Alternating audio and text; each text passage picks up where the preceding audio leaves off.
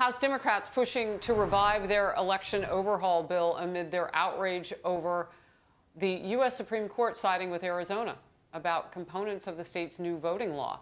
President Biden attacked the High Court's ruling earlier this week. Just weeks ago, the Supreme Court yet again weakened the Voting Rights Act and upheld what Justice Kagan called, quote, a significant race-based disparity in voting opportunities. The assault on free and fair elections is just such a threat, literally. I've said it before. We're facing the most significant test of our democracy since the Civil War. The New York Post calling out President Biden's comments in an editorial. Sorry, Mr. President, the fight for voter rights is nothing like the Civil War. Mark Brnovich, Arizona Attorney General, in focus now. Attorney General Brnovich, your top line thoughts on that?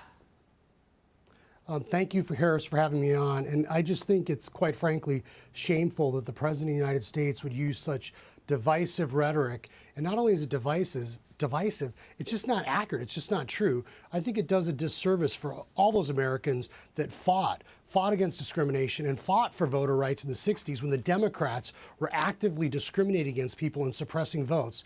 Because the reality is the left has tried to create this false dichotomy, Harris, where somehow we have to choose between voter participation and voter integrity. And it's just not the case. And the Supreme Court obviously accepted the arguments I made 6-3 that we can have both voter participation and voter integrity.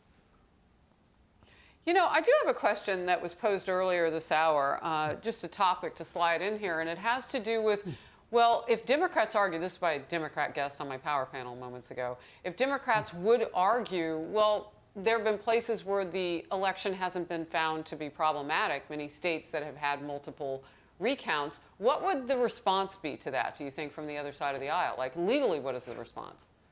Well, I think that during the oral argument, and I argued this case, Brnovich v. DNC at the Supreme Court, this issue came up. And the reality is, and Justice Alito talked about this as an opinion, states are entitled to do things in a prophylactic or proactive way. You don't have to wait till a crime is committed to pass a law prohibiting it.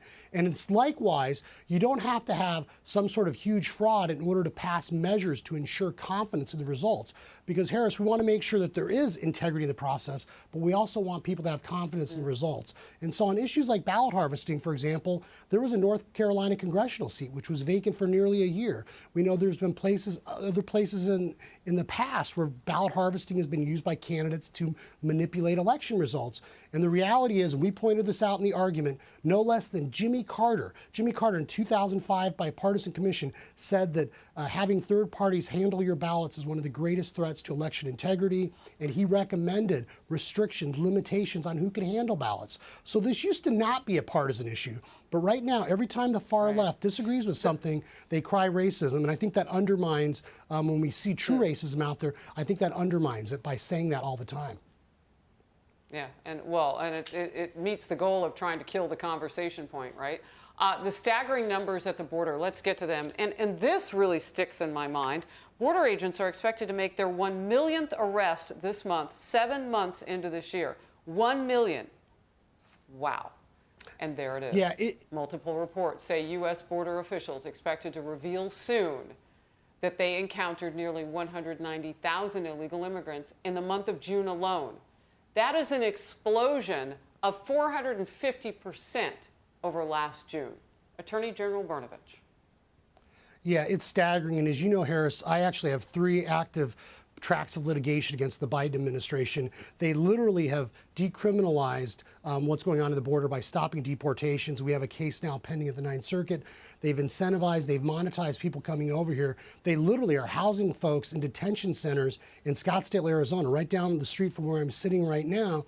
And so they've created these incentives. And as a result of that, as a result of the open border policy, you have all these people flooding in. And I've spoken about this before. We're going to have nearly 2 million people expected more coming across the border illegally. So, you mentioned the numbers. Yes. I just want to slide this in as we end out the hour here. How do we deal with that many people? Like, you know, we are a nation of legal immigration, and what you're talking about is not it doesn't comport with what we should be doing. So how do we deal with this? Well, it's not fair to anyone, Harris. You mentioned the numbers. The Biden administration has delayed getting him out because 200,000 people in just 1 month, that's like the entire population of Augusta, Georgia. I mean, in 1 month coming across. So that has an impact fiscally on us. Every American taxpayer is paying for it. The cartels are enriching themselves. So this is a problem. I'm doing everything I can to try to hold the Biden administration accountable. But the Biden administration needs to get the message. Lawlessness will not work. Attorney General Brnovich, great state of Arizona, thank you very much. A lot of great detail there as we face something that, again, you say just won't work.